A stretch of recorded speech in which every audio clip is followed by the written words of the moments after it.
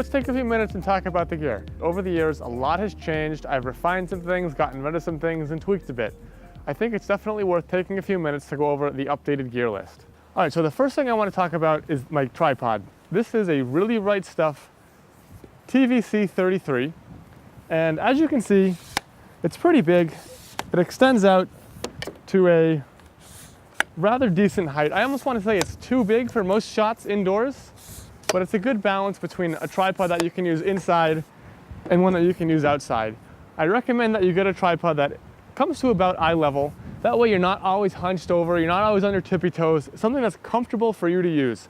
I'm a taller guy, so again, I've gone with a bit of a bigger tripod. You'll also notice that it's carbon fiber. This helps with dampening vibrations a little bit, and it's really helpful when you're going to be doing a lot of shooting and compositing. When you're using a metal tripod, it might bounce around a bit more. Your frames might not line up perfectly when you go to put them together in Photoshop. I also have an extendable center column. This is also one thing that you need for architectural photography. It's very useful because once you think you get the height right, you're definitely going to be making fine adjustments. As the frame changes, as you stage things, you want to go up and down just a couple inches, and it's a complete waste of time to have to mess with the level and mess with the legs every time you just want to change the height of your tripod just by an inch or two. So center column is absolutely worth the investment.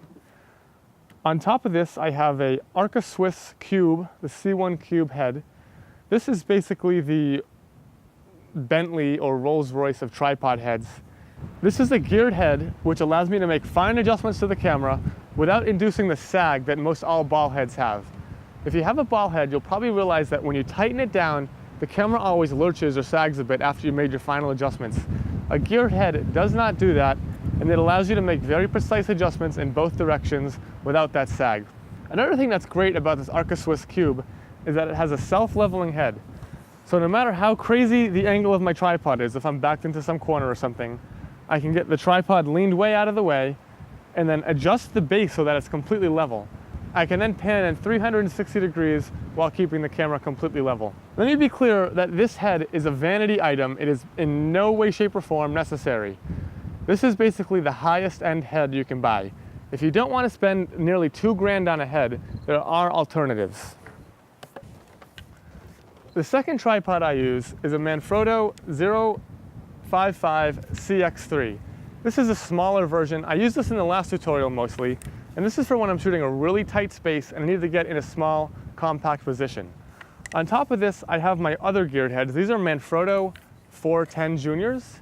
These are about $200, $250, and these, by all accounts, are just as functional as the Cube.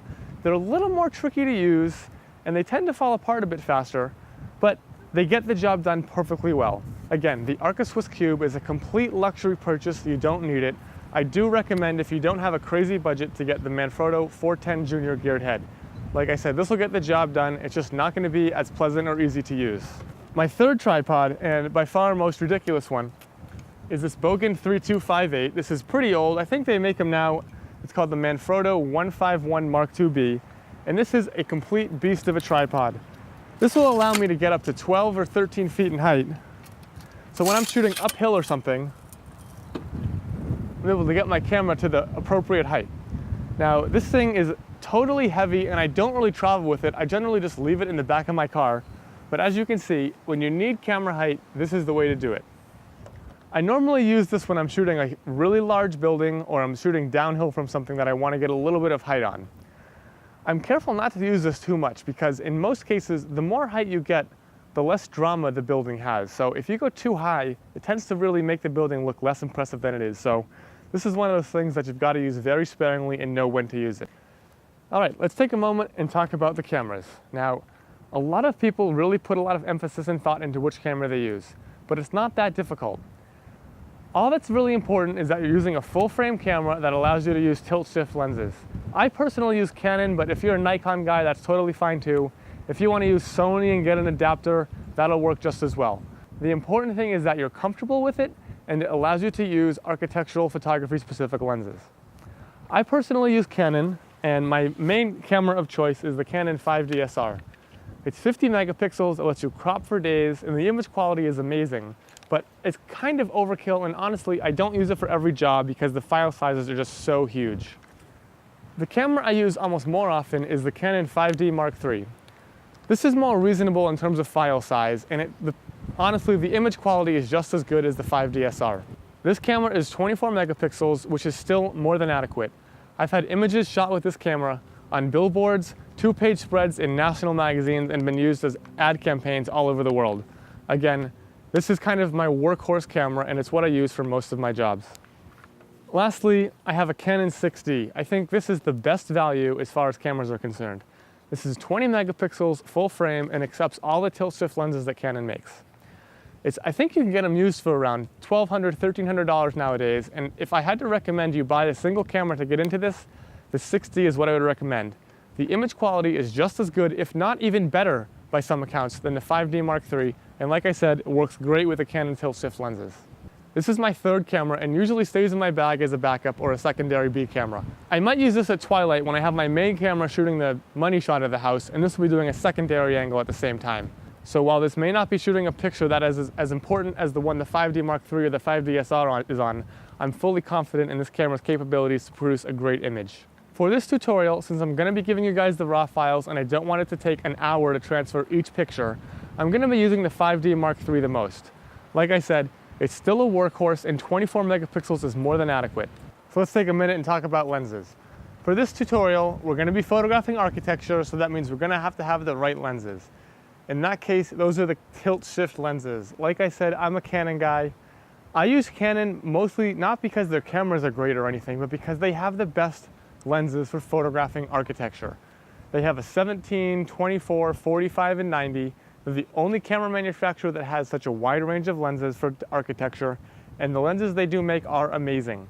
The one I use the most is the 24mm. This is the second version. It came out maybe 3 or 4 years ago, and it's my favorite lens. I use this on 90% of my photos. It's sharp, the color is amazing, there's barely any chromatic aberration, and there is minimal, if any, barrel distortion or any distortion of any kind that I have to correct. Again, this is the most used lens in my bag, and you will see throughout this tutorial that most of the time we're going to be using this lens. What makes tilt-shift lenses so great for architecture is that there's so much that you can do with them that you can't do with a conventional lens. I can choose a perspective and then change it to alter the field of view so that my vanishing point stays in one place, but my frame moves to an entirely different place. This will allow me to create compositions that are otherwise impossible, and throughout this tutorial, we'll show you the advantages of owning a tilt-shift lens. Another lens that I use fairly often is the 17mm tilt-shift. This is a bit trickier to use than a 24 because it's so wide.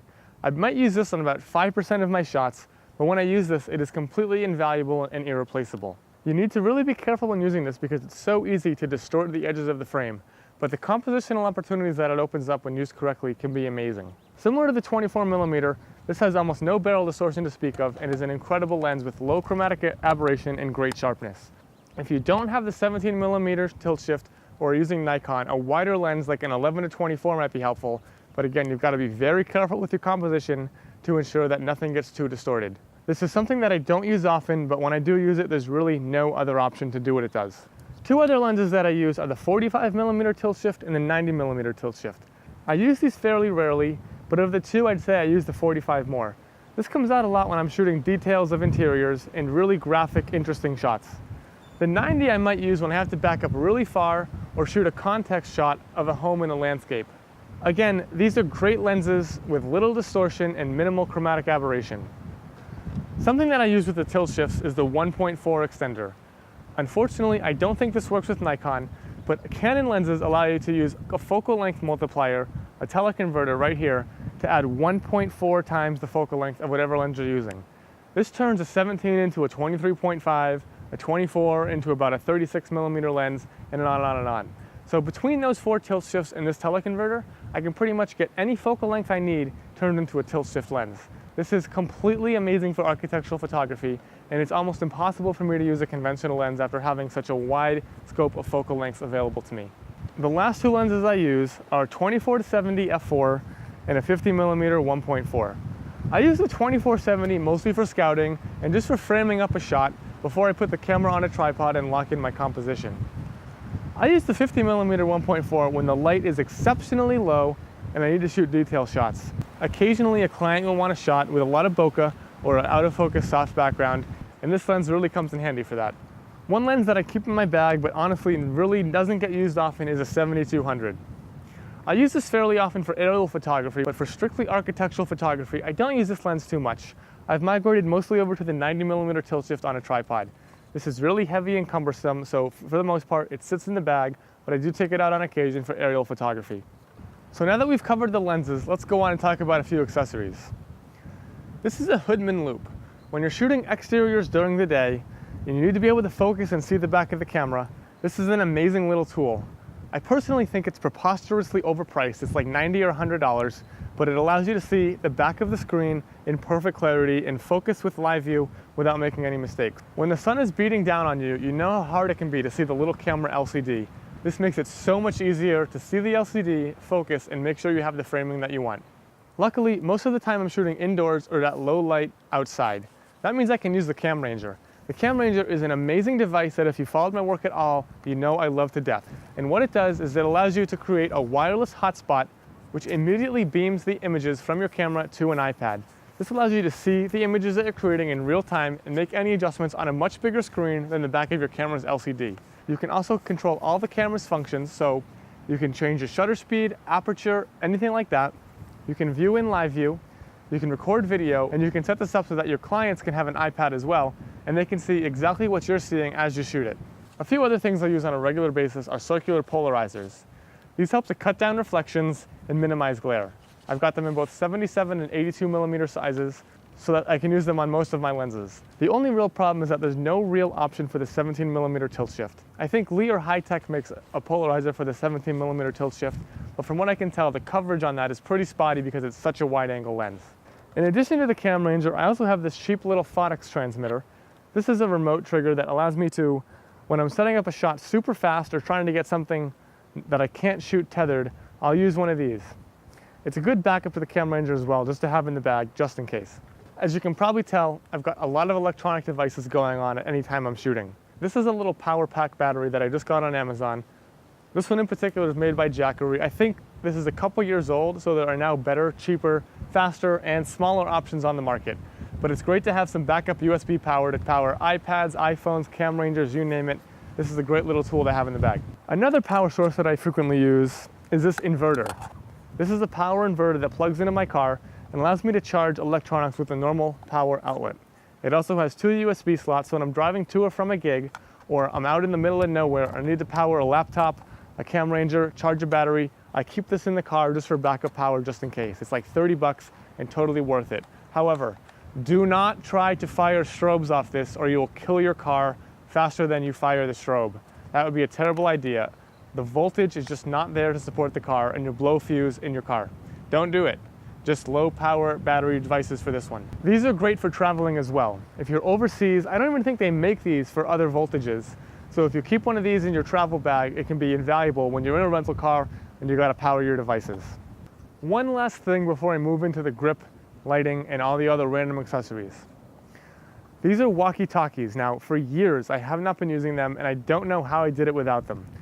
This particular brand is Redavis. I got these on Amazon for like 20 bucks a piece. They're almost so cheap they're disposable, but the next best option is like a $500 a unit Motorola thing. These are great. I don't have to worry about breaking them. They let me communicate efficiently and the sound quality is pretty amazing for what you pay. When I'm trying to light something that's far away or talk to my assistant on another floor, these are so much better than using a cell phone or trying to yell to get their attention. So that was most of the camera-related accessories. Now we're going to take a few minutes and jump into the lighting aspect of things. All right, so let's talk about light stands. Just like a tripod, you're going to need some light stands. I used to use the smorgasbord of random light stands, but now I've got a pretty refined approach to the whole thing. These are Manfrotto 1004 BACs, and they are stackable light stands which fold down and stack into this neat little configuration. When you're traveling, this is awesome because you don't have light stands poking out into random directions and getting tangled with each other. When you disconnect them, you've actually got a ton of height that comes out of these. So from these little stackable light stands that are perfectly good to travel with, you're able to get 13, 14, 15 feet of coverage. They're air cushioned so you don't break a finger or drop a light. And they're super easy to stack together and fold up. All right, so as you can see, they fold together in this neat little stack and I throw that right into my bag. In addition to those bigger stackable stands, I have a few of these little guys. These are the Manfrotto 5001B, and these are super helpful for getting into tight spaces, small corners, or just putting up speed lights. They've got a tiny footprint, and they can tuck pretty much anywhere. They also weigh almost nothing, so they can fit in a bag and take up whatever little space you have left. And as you can see, the footprint when they're folded is almost non-existent. Lastly, I have this little monopod. This is a Manfrotto 679B. This is probably not the best option. This is 5 or 6 years old. I've just kept it forever. This lets me paint light with a speed light or put this in a tight space where a conventional light stand wouldn't usually fit. So again, almost no footprint, takes up no room, good to have in the bag just in case you need it. So now that we have our stands, let's talk about the lights themselves. These are Yongnuo YN562 lights. These are like $50 on Amazon or eBay. And again, they're so cheap they're almost disposable. I used to use Canon speed lights, but at $400, $500, $600 a pop, that was insane compared to the price of these. These put out just as much power and give me full manual control, which is all that I really need. They have a great optical sensor so that they can fire on their own without a pocket wizard or transmitter of any kind. They also have a PC sync cord if your optical slave is too far or not firing. Speedlights are great, except sometimes they're just not powerful enough. This is a Profoto D1. This is a 1000 watt mono light, and this is my light of choice. Pretty small, relatively light, completely self-contained, and puts out an enormous chunk of light. If I'm trying to fake sunshine coming in the window or light up a whole facade of a house or a building, this is the light I'm going to use. In addition, I've got Profoto B1s. These are a bit less powerful than the D1s, and they have no cable whatsoever. They're completely battery powered. For the most part, I really like these. There's a few problems with them. They don't travel so well, and they're a bit finicky, so you really have to take care of them. But on the whole, I think these are a much better alternative than lugging around battery packs and heads when you can get a completely self-contained monolight. This is all there is to it, right? There's no cable, there's no battery pack, super easy to use. You just gotta really be careful when you travel with them because they do tend to break. They have a really fragile glass dome, and for some reason the TSA likes to get in there. I don't know what happens, but whenever I fly with these things, they tend to end up broken. So just be careful, pack them really well when you travel. Now let's take a minute and talk about light modifiers. This is a Profoto reflector dome, and this is something I use very often. All you do is slide this over the light, and it lets you aim the light wherever you want.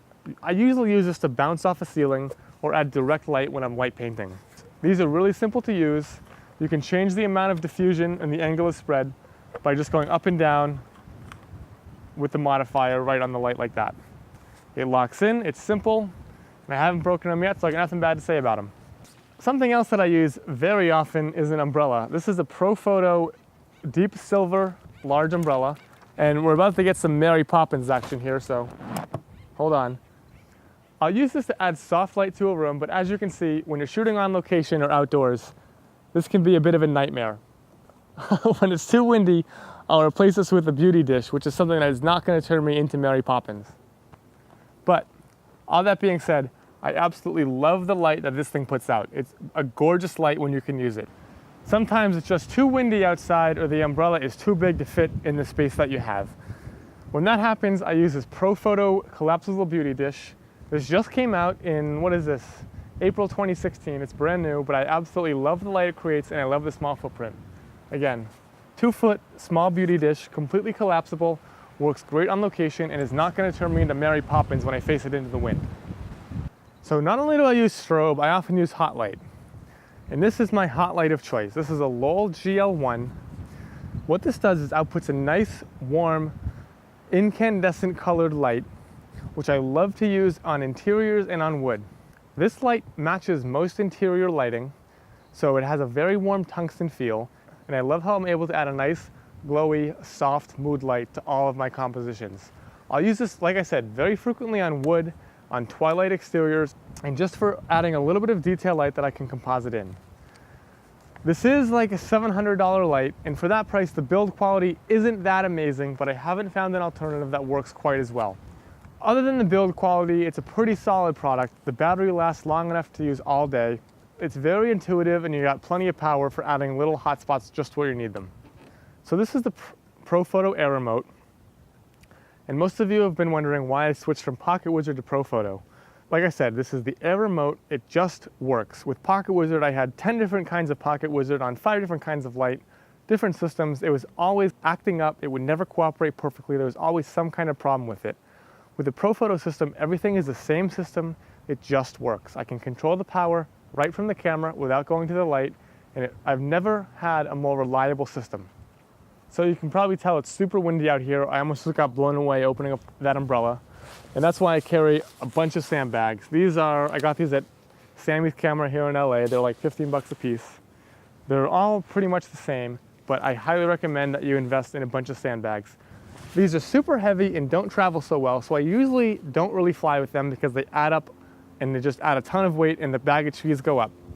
I just leave these in my car for when I'm shooting outside on days like today, and I want to ensure that my lights don't blow over. This is also super helpful for sandbagging your tripod on windy days to make sure everything stays rock solid and steady. I've also got tons and tons of extension cable. I've probably got 200 or 300 feet in total. And this is just something to have in the bag because you never know where you're going to be shooting or where you're going to need light. If you need to run cable way out in the middle of nowhere, either to add light or charge your devices or your computer or your phone or whatever, can't beat it. 15 bucks at Home Depot, enough said. Sometimes it's not about just adding light, but also removing light. I have a variety of scrims and blackout cloth. This is solid black duvetine here. And what this is just used for blocking light. Annoying reflections, light behind me that flattens out the scene. I will clamp this up. I'll just put it on regular light stands and let it do its thing. All I'm doing with this is blocking out light. You can go to a craft store and buy this, or you can buy the real stuff from the Hollywood stores. It's gonna be crazy expensive, but I highly suggest you get some type of light blocking material so that you can not only add light, but you can remove light and have complete control over how you're shaping the light of your scene. In addition to the straight blackout cloth, I also have these are called butterfly nets, and they come in various sizes and densities. This is a one-stop butterfly net. I think I got this from Matthews Studio Equipment, and this is an 8x8. Again, I'll just put this up over a window to knock it down by one stop. You can see right through it. All it's gonna do is knock down your light just a little bit. So again, you can have better control and sculpt the light of your scene to exactly how you need it. One more modifier that I use that's similar to the black cloth and scrim are these cards. I have black and white cards in all sorts of sizes. They pack down small enough to fit into my travel gear. You can tape them together to get bigger or smaller sizes, but these are like 50 cents at craft stores. And what I use these for is bouncing light when there's no white ceiling or white wall to bounce off of. If you bounce a light off a red wall, everything in that room is going to turn red. But if you set this up and bounce your light off of this instead of the red wall, you're going to get accurate color, and it's going to be so much easier to fix that in post. On the other side, I have black. This serves the same function as the blackout cloth for removing reflections, blocking light that's coming into the camera and causing flare, stuff like that. So these are super useful to have. They cost almost nothing. You should definitely go pick some up if you don't have them yet. These are A-clamps and suction cups. These are just your standard Home Depot $1.99 A-clamps. You can get them at almost any home improvement store. I've got big ones. I've got small ones. These are really helpful for putting up those scrims and blackout cloth. And the little ones are also very useful for clamping fabric when you're shooting a bed or something and you need to make it look very tight, or a pillow. You want to clamp that fabric down and make sure there's no wrinkles in it. I've also got these suction cups where I think I got these at Home Depot as well. So when you're trying to scrim a window and there's nothing to clamp to, these suction cups have little hooks on them. You can put your scrim up on a window and you can ensure that it won't go anywhere. So between these, the clamps and the suction cups, I can put up light blocking cloth pretty much wherever I need to. When we're talking about lighting, as you know, it's not just about adding light, but also removing light and altering the light. Sometimes you come to a house and the lights that in the scene are way, way too bright. I carry an actual Pelican case around that has light bulbs inside of it. These are fluorescent and incandescent bulbs that are 15 watts and 9 watts, depending on the power that I need. And again, these are just little, almost microwave bulbs. You can replace the bulbs in your practical lights, that is the lights in front of the camera, and knock down those super bright, brand new LED lights into a nice, warm, glowing, inviting bulb. This will really help tame the scene, and it's one thing that a lot of photographers don't think about.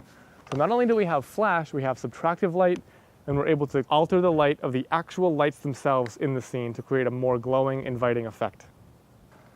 The last light-related thing I want to talk about is cinefoil. Similar to the black cloth, cinefoil is used for removing lights.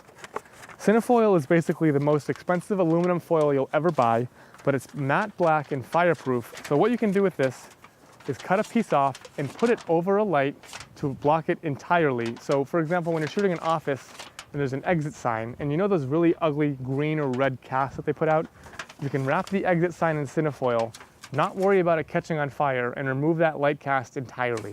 This is also really helpful for when there's a light that's just out of the frame coming into the lens at an oblique angle, causing flare.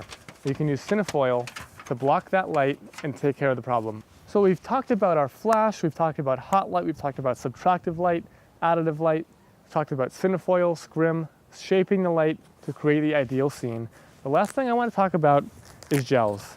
So not only are we going to add and subtract light, but we're going to actually change the color of the light to suit the scene. What I have here is a roll of all types of gels. I've got CTO for adding orange, I've got CTB for adding a little bit of blue, I have green and red for dealing with fluorescent lights as well. And these go over your flash or over your light, and they change the color of the light that is being outputted to match that of the other lights in the scene. So as you can see here, here's a piece of what looks to be half CTO or quarter CTO, that is half color temperature orange.